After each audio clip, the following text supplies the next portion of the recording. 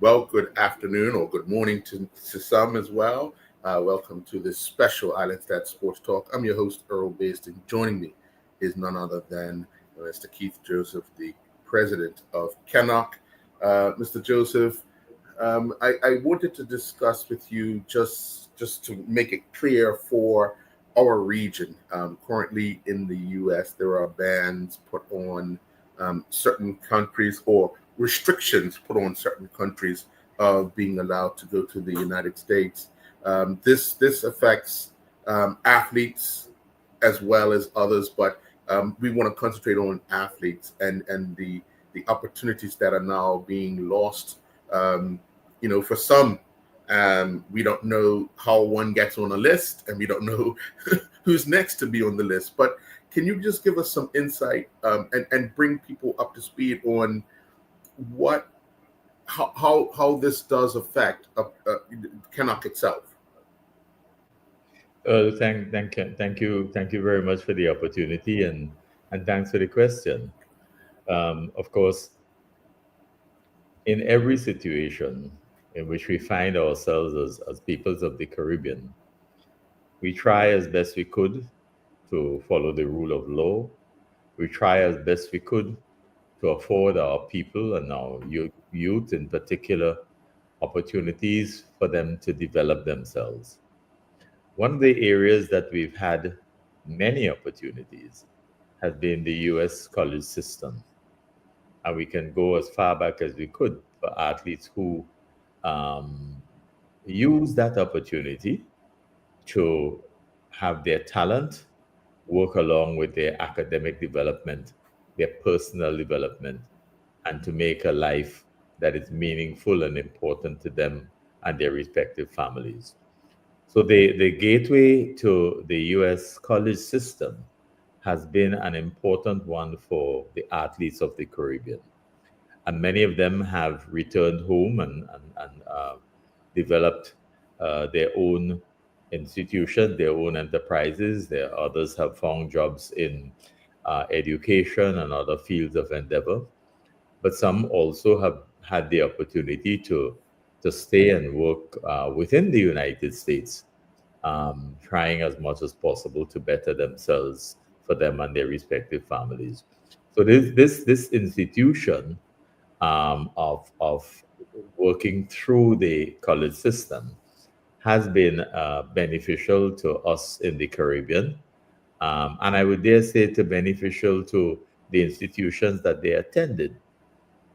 The practice of awarding scholarships to athletes from the Caribbean and other parts of the world, I dare say, has been very, very useful for peoples around the world. There is now a seeming change of policy in some regard. We've witnessed some new dynamics in terms of the arrangements being made by government and the Customs and Border Patrol that are applying the rules for immigration and so on. And that has to be understood by us as Caribbean people.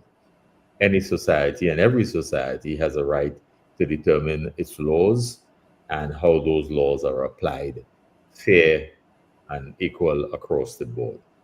So the situation now is that we have recognized that some countries are being you're getting a warning sign that they're not going to be able to access visas as previously. And I would imagine that for each of us and each country that finds itself in that situation, your opportunity is to seek an understanding of what were the reasons for the application of these new principles, and to work within them as much as is possible, because there are systems of governance in these other countries. And I think that each of us would have to be mindful of the changing legislations that are taking place in the US and in other countries around the world, to understand them and to, as much as possible, work within them. Yeah. Now, obviously, some students would have looked at starting their cycle for the Olympics this year, this school year, which now has been hampered. But um, we still have some students who have visas already that will be, going back to school from some of these countries that exist on the list. But having them understand what the significance of holding on to that visa now for as a student athlete, and ambitions of going to the Olympics, which is the pinnacle.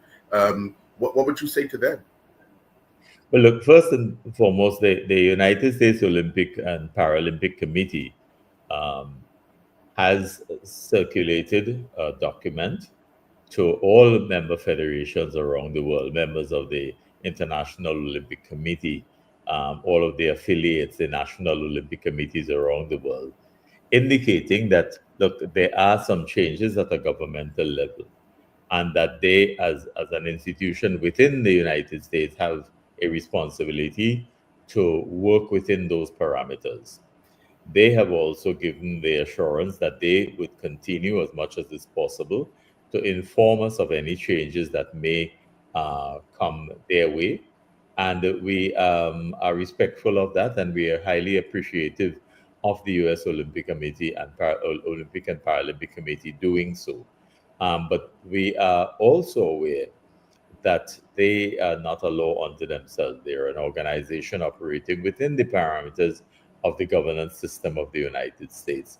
So one has to be ever mindful that the laws are undergoing some changes, some modifications, and that we get an opportunity to check on those legislations as they are passed, and the implication that they have for our athletes and for our people generally in our respective societies.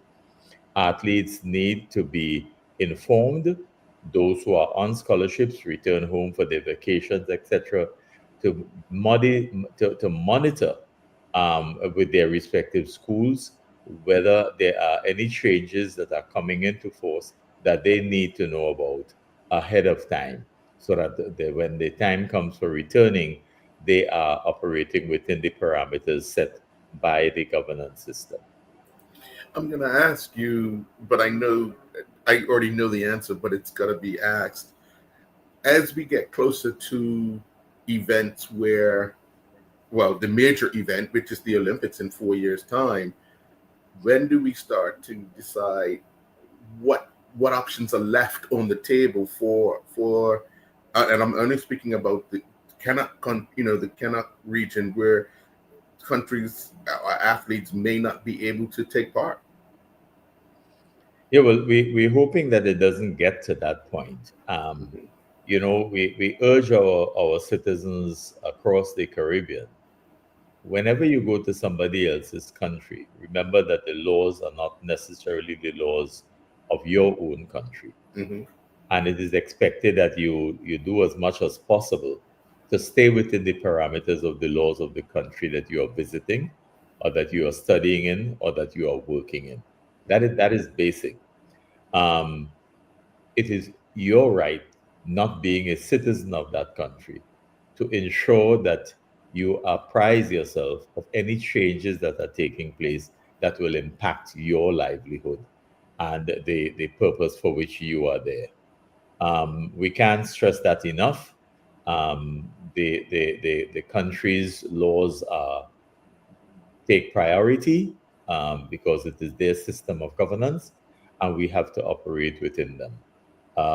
There are legal advisors at colleges and institutions and at embassies that we have in the United States. So, if in doubt, please check with the embassy.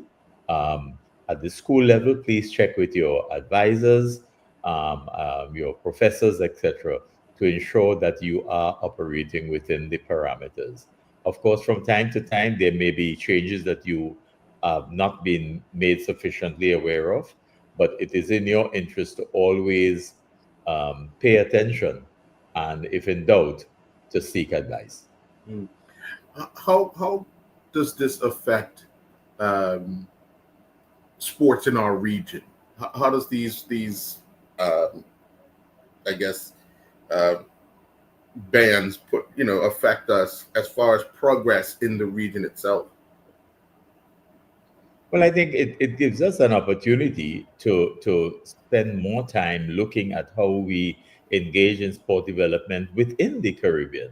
Hmm. Yes, we've been happy and grateful for the opportunities that have been afforded us over the years at US colleges. But as Jamaica and some other countries have begun to show, that we do have the capacity to develop coaches of a very high caliber who are producing athletes that are able to compete at an international level with a high level of proficiency. So it gives us an opportunity to build upon that. But we in a global environment, and we would like to think that what we are doing for our civilization is to maintain very good relations with everybody. And so, if there are opportunities for us to help others and others to help us, certainly we are advised to take advantage of those opportunities. But by all means, wherever you go and whatever you do, stay within the parameters of the laws of that particular country. But I see this also as an opportunity for us to do more amongst ourselves, to engage in closer collaboration, and to ensure that, first and foremost, we remember that charity begins at home. And we as a Caribbean need to unite to build our region, to facilitate greater solidarity and ultimately unity amongst our peoples. All right, well said, sir. I want to thank you very much for joining me. I will reach out to you again as things progress, hopefully in the right direction, that would allow everyone to be able to compete, and allow everyone who's had the opportunity to further their self in university or colleges in the U.S. and grow their academic and athletic careers. We're hoping that heads in the right direction. But we will reach out again as things progress and as we get closer to um, our next festival, where we have the youth. We have youth Pan Am Games coming up. So, we'll speak to you across the board on those games coming up as well. How's that? Well, thank you very much for being relevant and addressing an issue that is a very, very sensitive one. Yes. But it's a discussion that we have to keep in front of us. Yes. These are different times, things are changing very rapidly, and we want to be on the forefront of change. The former IOC president always talk about change or be changed, um, but the changes are coming fast and furious. All of us are looking forward to the games in LA. In many respects, it's coming to the Americas. Um, Through Pan Am Sports, we are all in one organization. Hmm. The Olympic movement allows us to have a continental organization of the Americas, which is Pan Am Sports, Yes. and all of Pan Am Sports looking forward to being part and parcel of a celebration in 2028 in Los Angeles that is reflective of the entire region. And I would want to think that that celebration will rise above all other issues. Hmm. Um, and we talk about the Olympic truce at the time of the Olympics. And perhaps even now, we should be calling on the International Olympic Committee, the US OPC, and others to start talking about the truce, to Yes. allow sport to rise above all other issues because of its commitment to positive values, and above all, to peace and global unity. All right. Well, thank you very much, sir. We'll be in touch. We look forward to Thank that. you. Okay. Great. Appreciate it. Bye-bye. Bye.